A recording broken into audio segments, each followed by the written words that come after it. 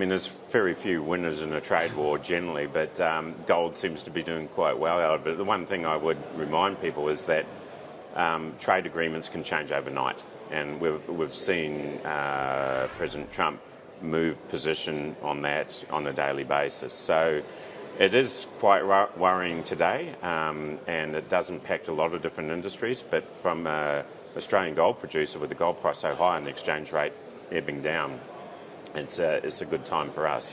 You've got to be careful what you wish for, of course. There's a lot of other impacts on the industry, but like I say, these things can change quite frequently, and even when you have troubles like in North Korea, for example, that can cause a spike, but it's not a long-term change.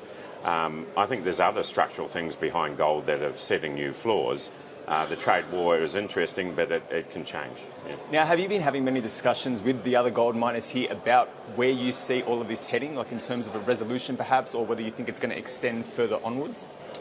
Actually, at Diggers this week, there hasn't been a lot of discussion really about that. I mean, everyone's sort of trying to think about whether they should try and hedge their gold, and you know, a lot of our shareholders don't want us to hedge because they want to be exposed to what they see as a bull market for gold. So not really a lot of conversations there.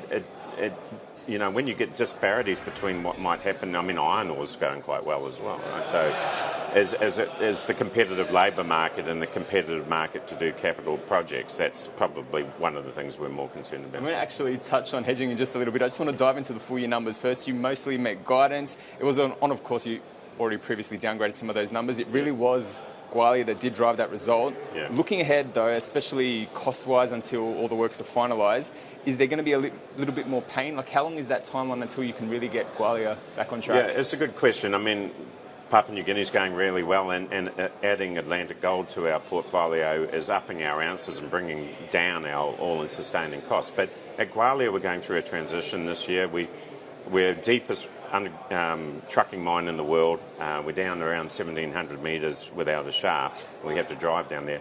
And we're just limited on ventilation. So we're doubling the ventilation in January. And then, so we're constrained for the first half of the financial year. And then we have to catch up all the work we haven't done due to ventilation restrictions for the second half of the financial year. So this time next year, I'm expecting to be able to show what we can really do in that mine at depth now that we've freed things up with ventilation. Hi, I'm Emily Tan, and thanks for watching CNBC. You can check out more of our videos by clicking on the boxes on the screen, and don't forget to subscribe to the channel for more. Thanks for watching.